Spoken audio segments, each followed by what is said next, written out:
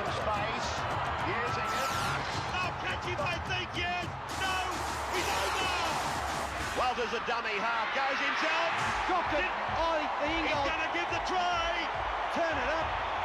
He's dead set. Drop that. Turn it up. G'day and welcome to the first edition of the Footy Show.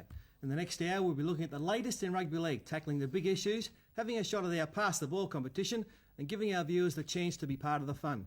Joining me today, Peter Sterling. Sterling, your Parramatta Eels are going okay. The first 4 weeks have been very impressive. A little bit disappointed they didn't get the money last week, but St George played well. I think a good Parramatta is good for the competition. And Blocker, what's doing with the Tigers? Mate, just the last pass, I think. They had plenty of try-scoring opportunities yesterday, Paul, but just the last pass let them down. Recently, an archaeological team went to the Indies and they found a mummy. Now, whilst they were carbon dating that mummy, it sort of came alive. He joins us today, Rex Mossop. What's doing, Rex?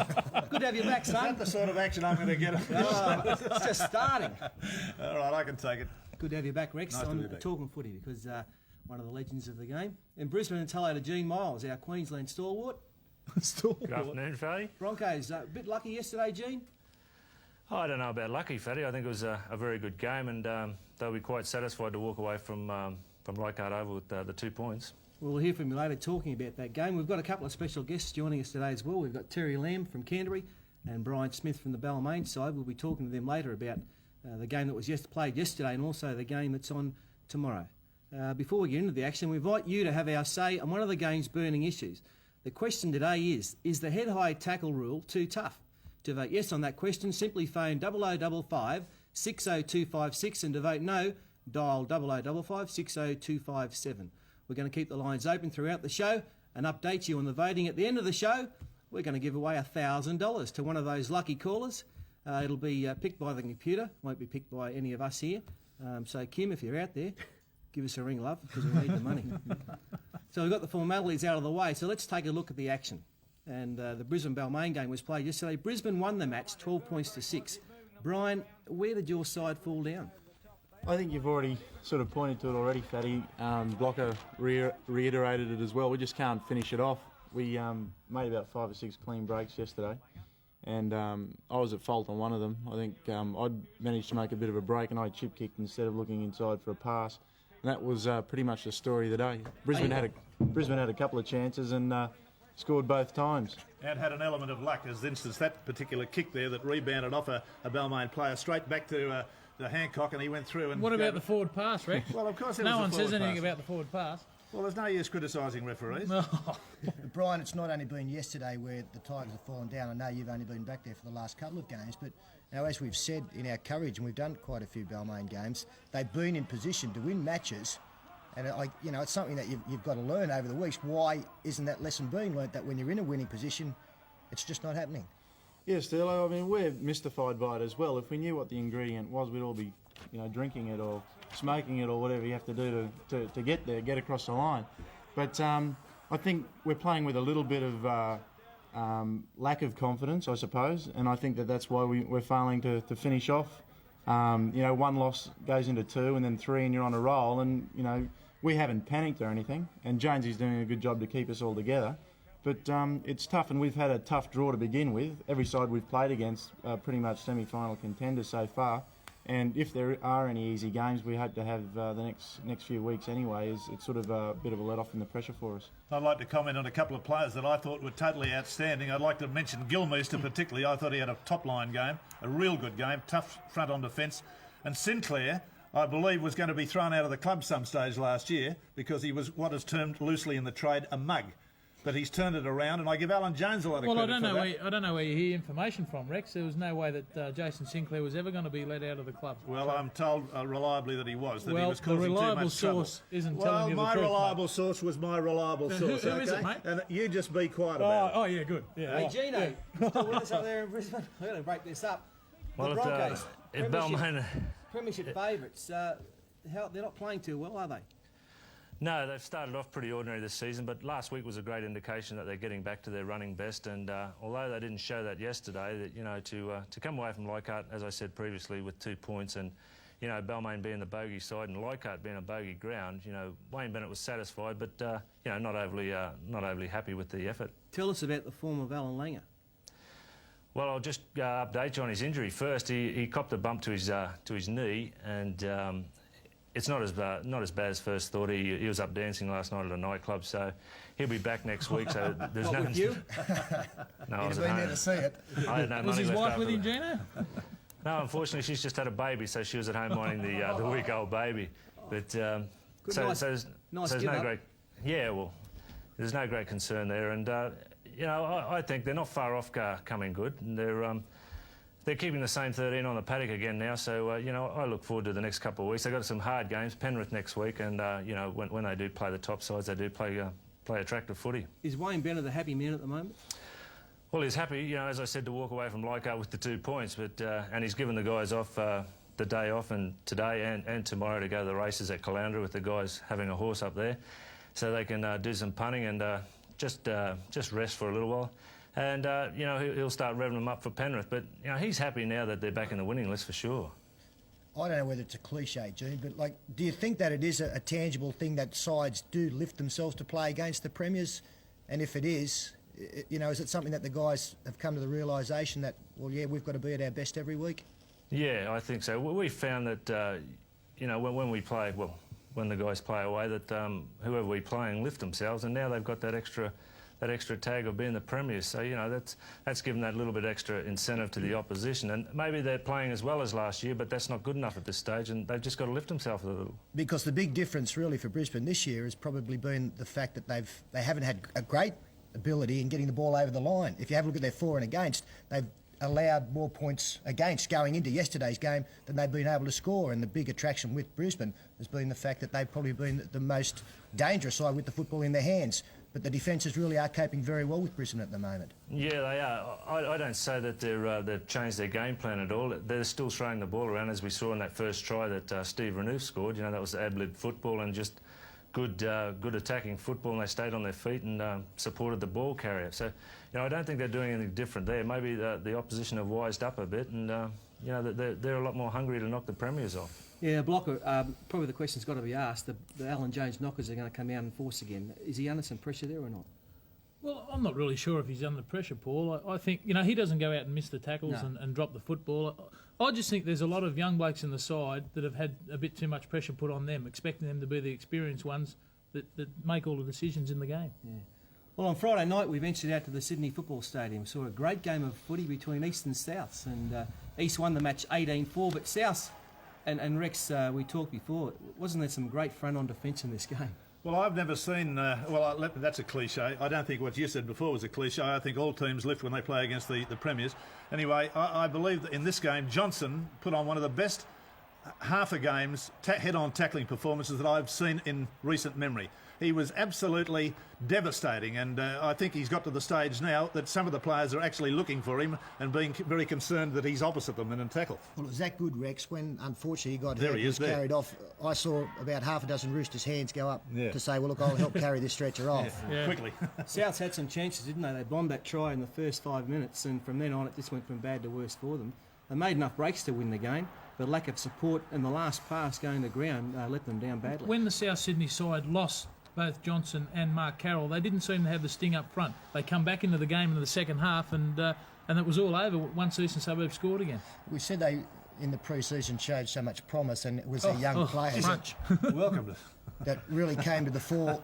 But we did ask the question whether they were going to be able to maintain that week in, week out over 40-minute halves. And we saw Shane Wilson play with so much distinction at fullback. He's now not there. Slattery at 5'8" has been out of the side. Fuller hasn't been in the starting lineup. So, you know, the young guys have probably struggled a little bit. But having said that, they've still got enormous ability and something that will come to the fore. Just looking at that try then, scored by Appleby. Clearly should have been a penalty try. No, it should have been a penalty try, and the kick should have been taken from in front of the stick. That's right, and that would cost the Eastern Suburbs side the opportunity to kick a goal, which they could barely do all night. And what about this bloke, Silver? How easy did he run?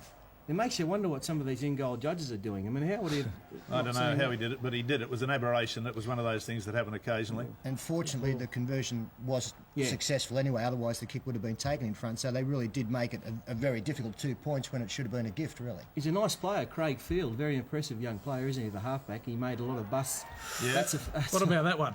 I mean, get up quickly. What's wrong with you? Oh, gee, it didn't affect him. No. He kicked the ball forward straight after. Lucky he had his headgear on. There was a bit of a head clash It there. is Craig Field. Saw the opportunity from dummy half, got through some bit dusty East defence, and he was about their best player. Gary Freeman, on the other hand, controlled the rucks again well for East, put the bomb up, and this was... He's always there, isn't he, Paul?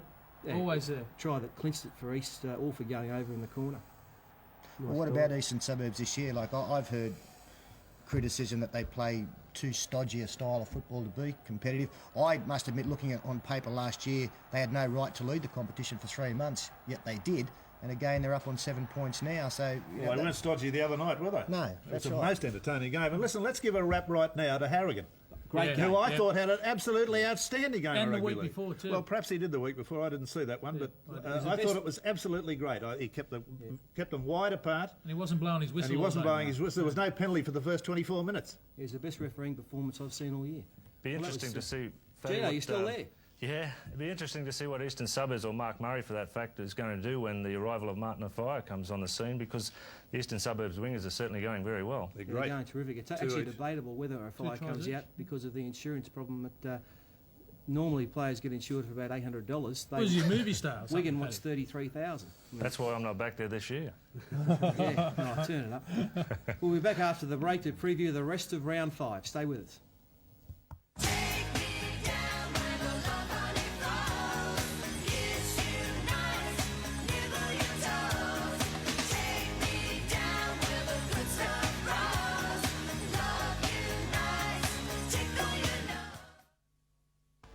No, Mr. Lamb, in all seriousness, the reason nearly 800 people are here to honour you tonight is that your track record stands alone. In the words of Shakespeare, you are like bright metal on a sullen ground, your talents towering over your faults. You have a career that has spread from district to state to nation. You are, and have been, eulogized and lionized by experts and fans alike. You are the player's player. As a friend of mine, an Italian friend, said, if they had a team of legends, you would be the Don, the first among equals. And may I pay you my own little homage, Terry, when I honestly say that, honest to God, you were nearly good enough to play for St. George. Yeah, very funny man, Brian Dall there at your night the other night, Terry. You need an armoured car to get away from there, they reckon. It was 800 people at $400 a head or something? 400, yeah. No, $75 a head, but it was a great night. Great night. Very proud of it. Yeah, you fully deserve it too. Thank you. Well, if you want to put yourself in the running for a cash prize of $1,000, lodge your vote right now. The question is the head-high tackle rule too tough? To vote yes to that question, simply phone 0055 60256, and to vote no, 0055 60257. We're going to keep the lines open throughout the show and bring you the counting as we log the calls. So just get on that blower like this and go yes or no. Doesn't matter if you answer yes or no. How do you do that again? Yes you or no. pick the phone up and say, oh, sorry. Packed into some scrums. Amstrad phones are great phones too. Well, tomorrow night at 8:30pm, we'll bring you a full replay of the Canterbury Bulldogs battle with one of the season's surprise packages, the Parramatta Eels. You'll see that at 8:30 tomorrow night. Terry Lamb, you're expecting a tough game, no doubt, because they have been a surprise. They're playing some great football, the Eels. Yeah, they're a young, enthusiastic team. Last few years have been together. They brought Paul Dunn and Michael Speechley, who's sort of controlling the game. And, you know, they're just keen and they really want to win. I think they want to do Mick Cronin proud as well. But your side, I mean, they're going as well, better than anything, aren't they? Undefeated, and you've had some big wins, especially against Brisbane in Auckland. What's been the secret, say, the turnaround from your side last year to this year? Maybe someone like Martin Bella getting you going forward? Yeah, Marty's going real well at the moment. Luke Goodwin's come in at a fullback. We had a problem last year there. But I think the players have just matured over the last 2 years and learnt by their mistakes. You're not going too bad yourself, are you, for an old bloke? They keep me going, the young blokes. Yeah. You blokes want to ask a question, or are you just going to let me ask it? Yeah, how much longer are you going to play for? It's a pretty hard question, Rex, so I just taking it week by week at the moment. Is it true that you can't train at the moment in the legitimate sense? You don't go out and do the night's training? I don't do anything over about 100 metres running. When the other blokes do the 200s, I just go inside and punch the bags and get on the bike. And that obviously it's doing you no harm because you're playing well enough.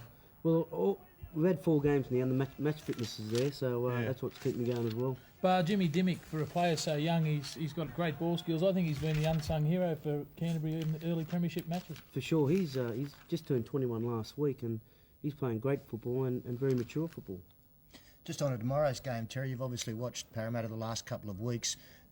Without any doubt, the big difference with the Parramatta side this year has been their defence. They actually, I think, currently now have the best defensive record in the competition. 32 points against, and we've got 34. But mate, is that including a field goal you might have kicked?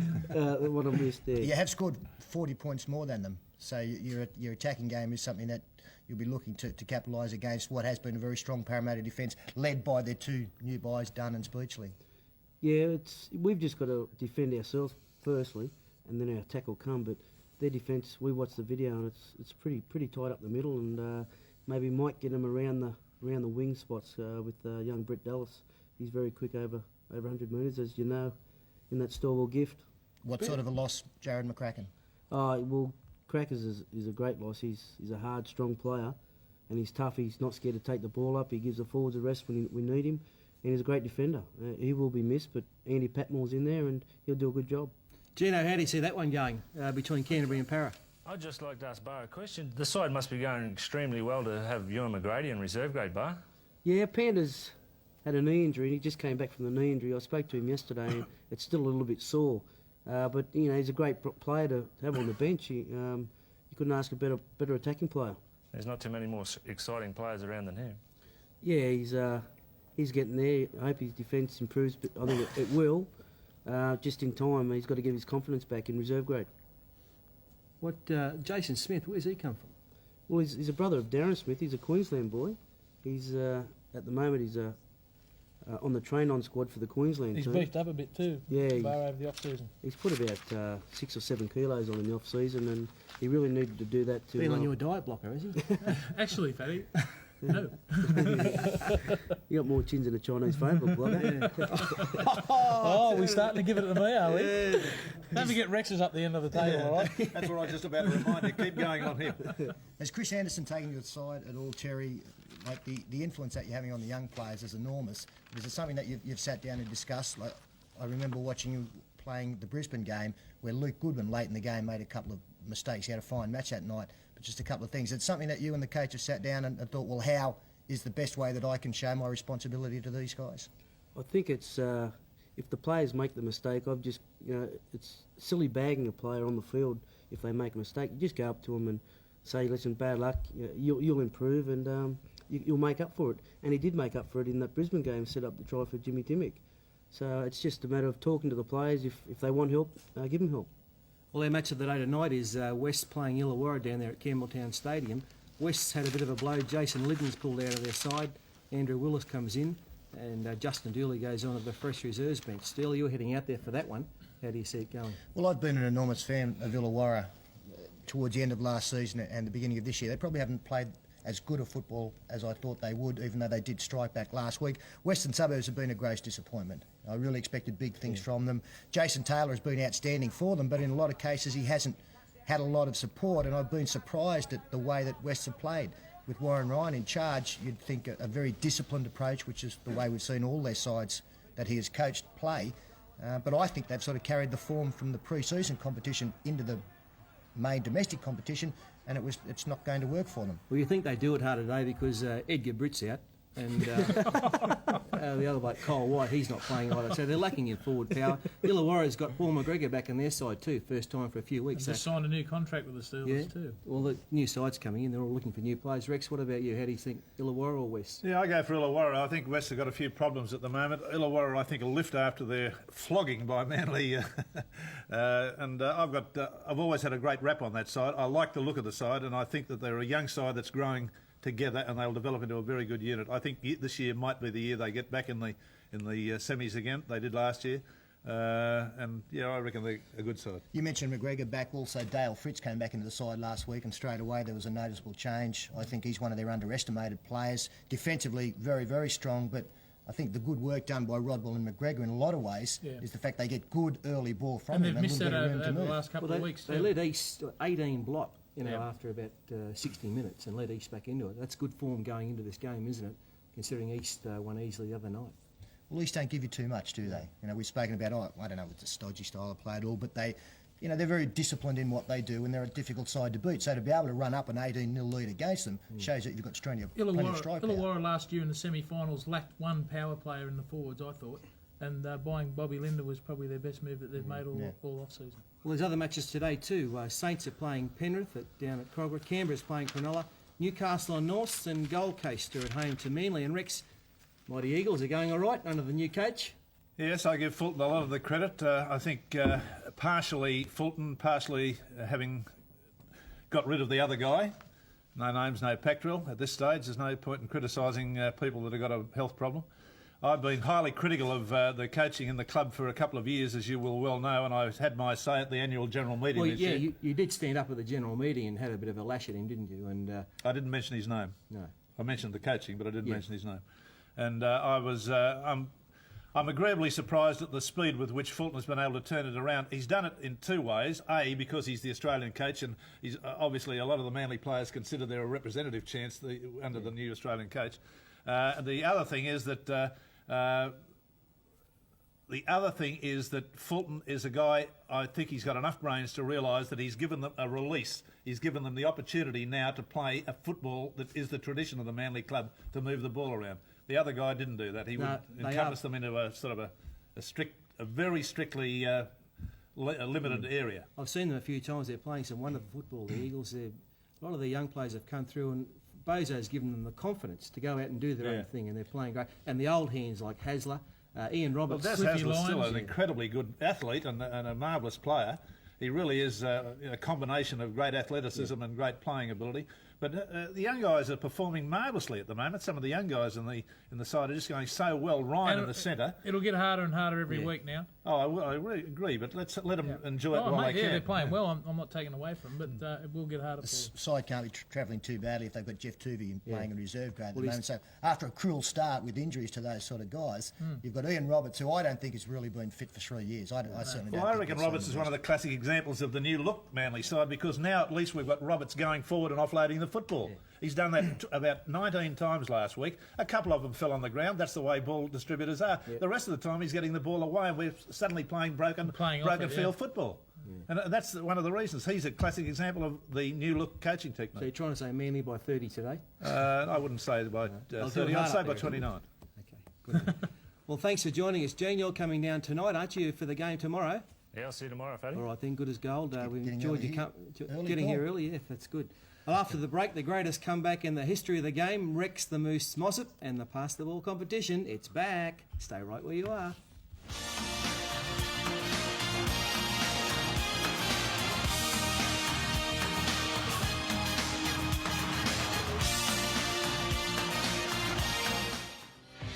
In 1915, the Balmain Tigers won all three grades, and then again in 1916 and 17 won the comp, after only 7 years in the game. Their most memorable league moment came in 1969, when they downed the dynamic, free-flowing South Sydney 11-2. Stars like Golden Boots Keith Barnes, Arthur Beetson, Larry Corrower, Steve Roach, Wayne Pearce, Peter Provan. The Tigers, 11-time league premiers, are one of the foremost sides in the Winfield Cup. They symbolise what rugby league is.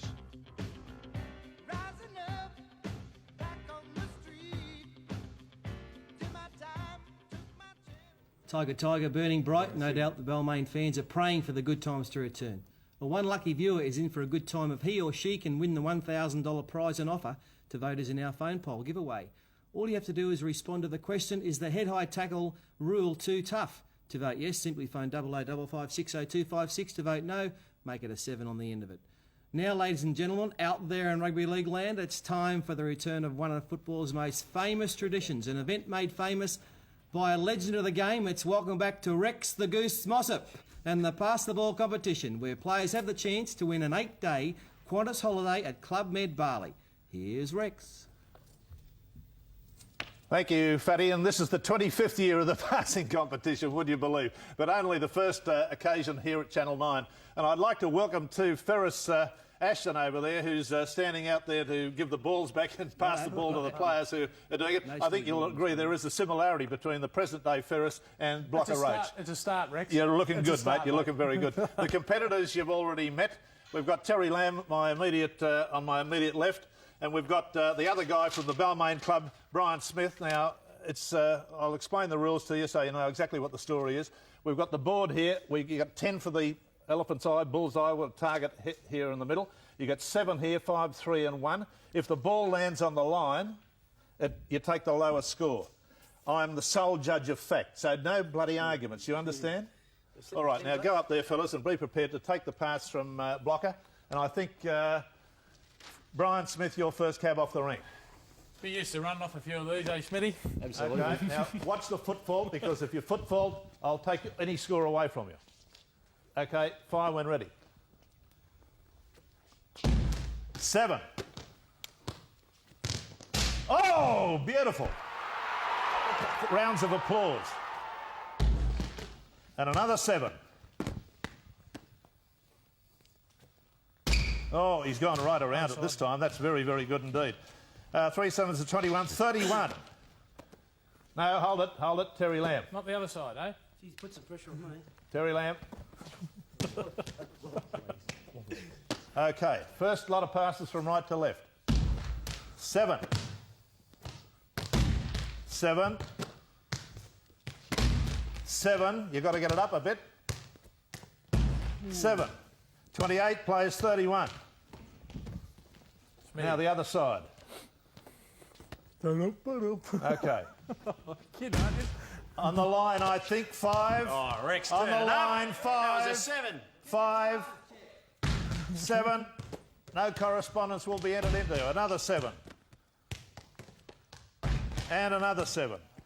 3 7s are 21. 26 and 28, 8 and 6 is 14, 54. Is that correct? Yeah, carry the 3, okay. That's it. Okay, righto, Terence, let's go. 7. Good shot. 7. Oh, blimey, 5. He's gone. Needs a 10. And a 7. 26 Please dummy, Rex. and 31.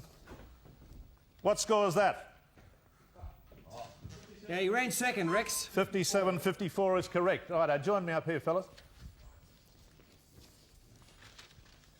You had a bit of a blowout there on the left. Come over here on the right, mate. You're the winner. Bad left arm, mate. Bad left arm, eh? We've got some good prizes for you. I can't believe just how good the prizes are, to be quite honest. You've got a Gillette Sensor wet pack and a Platinum Edition razor and an Amstrad STR 100 stereo, and of course you're still in the running for the Qantas Club Med holiday in Bali. The runner-up, this is you. That was your lot of prizes, the first lot I read out. The Gillette Sensor wet pack, just hold the phone, and Amstrad STR 100 stereo. So there you go. Give the prize. Brian? Is that for me or for... That's for you. I won't kiss you or anything, mate. No, you can shake my hand, though. OK, you'll go on into the semi-finals. You've got the opportunity. You picked up your goodies and your blow. All the best. Thanks very much, Rex. Good luck to you, mate. Thanks, Rex. OK, that's it for the passing competitions for this week, and we'll off back to the gentleman who's in charge. We've lost nothing, Rex. Back in a moment.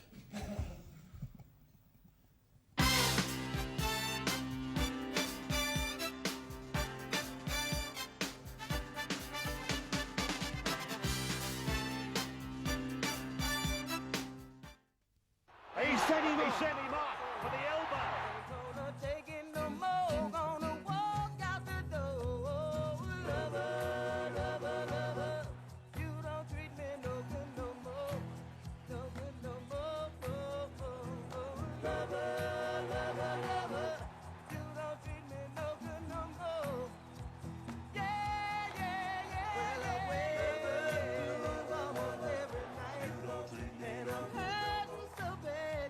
Don't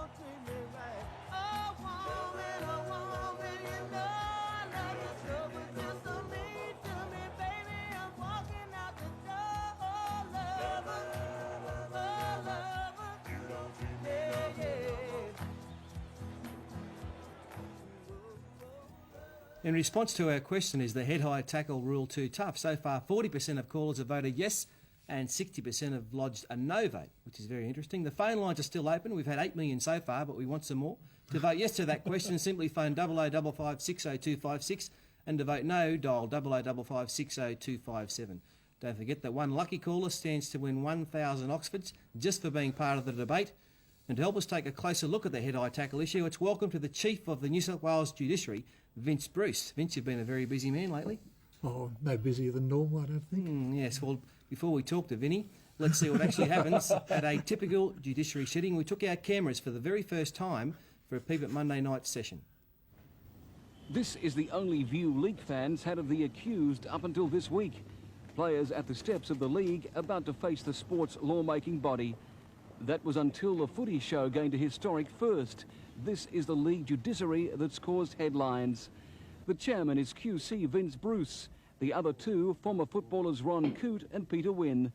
This rare and exclusive insight was taken on Monday night. Before the panel, Russell Wire, who received 8 weeks, and Mario Fanick banished for 2. We can't show you their faces for legal reasons. Both cases were debated vigorously by well-known solicitors. Newspaper reports claim the cost of the suspension of players and clubs can range up to $60,000. The judiciary has been the centre of much criticism this week, along with a citing of players. Some form of judiciary dates back to the early 1900s. One of its more unusual decisions to suspend 14 glebe players back in 1917. Even with the sightings these days, the league doesn't expect that to happen again. Well, basically, here's the law of the game that's causing all the controversy. A player is guilty of misconduct if he, when affecting or attempting to affect the tackle, makes contact with the head or neck of an opponent intentionally, recklessly or carelessly. And Vince Bruce, is it a very grey area? No, I think it's pretty clear. The rule as it stood before it was changed by the International Board last year let questions arise as to whether you'd come into contact with the neck as opposed to the head, questions of whether or not it had been intentional. And now the question is, did you come into contact with the neck or the head? And if you did, the next question is, was it intentional, was it reckless, or was it careless? And if it's any one of those three, an offence has been committed. If it's not one of those three, there's no offence. Well, it's got to be one of those three. No? I can't think of any other occasion that I'm not a fan of the rule, Vince. I must admit that, to me, it's a rule that has been brought in for the sake of bringing a rule in. Now, as a player, and I know that I've retired and didn't play a lot of football over the last couple of years, I felt protected in the game. Now, I have to ask about consistency and all these things. I'm looking at this one from Brett Mullins that we just saw then. Why wasn't he suspended under that rule? Well, I didn't have Mullins before me at any time.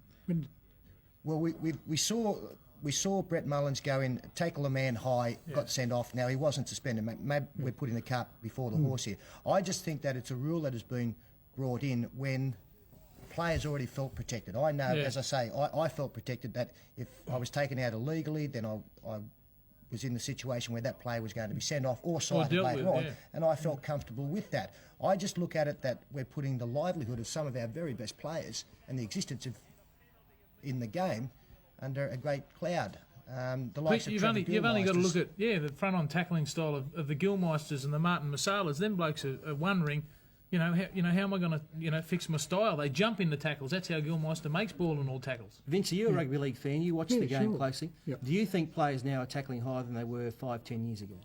I think they are, because there's now a greater emphasis on what people call the ball and all tackle. And they go in at shoulder height. They don't go in at the ball height. They go in higher. And they're rising. The way they're taught to tackle is to rise up to the tackled player. Yeah, Vince, my pet hate in the game is most forwards tackle front on. If a player goes in, and they say that it takes two to tie up the ball, one player goes in and tackles around the hip, and the second player comes in with a shoulder shot over the top, which he's room for target, and the area is only about 6 or 7 inches.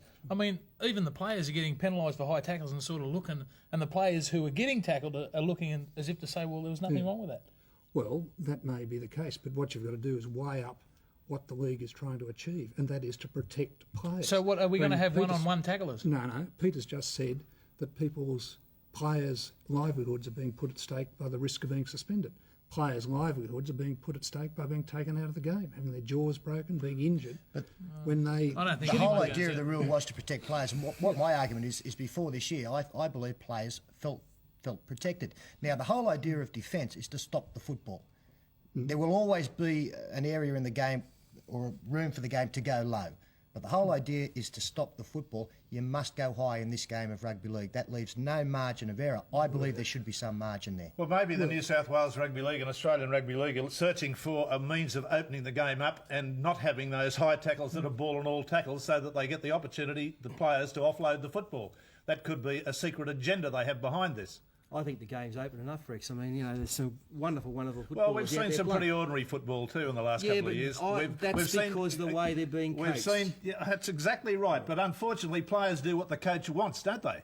Invariably do what the coach wants. I reckon it's better than it's ever been. There's some great attacking players around at the moment, and young attacking players. Well, if it is a hidden agenda, Rex, I understand what you're saying, trying to open the game up, but why not just come out and say that okay, we're not trying to protect the players.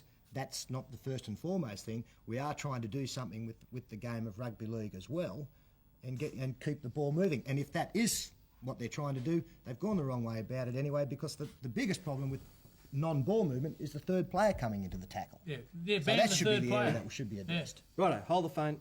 We're going to have a break now and come back. We're going to cook up a couple of curly ones for Vince. We'll go after the break.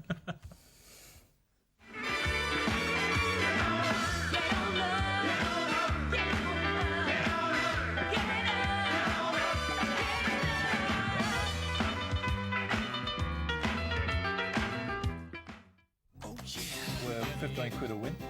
We've got Vince Bruce with us, who's the head of the Judiciary. Lockie, you went up before Vince, didn't you? A couple of times. How'd you go? 6 weeks. And you think he was a bit lenient on you? No, mate, I took it on the chin, mate. That's the way it goes. The thing I'd like to ask Bruce while I've got him here, Mr. Bruce, I'll call him Vince now. Is that all right? That's all right. You don't mind? I mean, I had to be on all fours when I was last time. So I didn't notice it. Paul Sirenen sent off for a high tackle and later let off. Yeah, we've got, actually, Blocker, we've got two incidents here we'd like you to have a look at. Good. This is there's one involving Jared McCracken who got cited. Here he is there, throws a punch, got suspended for 2 weeks for that incident. He was cited by the Cronulla club. We've got the one with Paul Sirenen in the Penrith game. Similar type incident, swinging arm, punch. He was exonerated. Yeah, but this bloke had the football. He was exonerated, still threw the punch. Can I ask my question now, Paul? Can I just say to Vince, what's the difference between the two? Well, I think there was a significant difference between the two. McCracken was a tackle, or was a strike to a fellow who didn't have the ball. In Sirenen's case, I don't think you can say that he was punching. What he was doing, his arm was coming over in the course of a tackle. It may have come into contact with his head at some time, but it's not an offence just to come into contact with the head. See, that's the big, in the public, that's what they want to see, the question of credibility and consistency. Now, we saw someone like Mario Fennick, who received 2 weeks, last week, for a headbutt.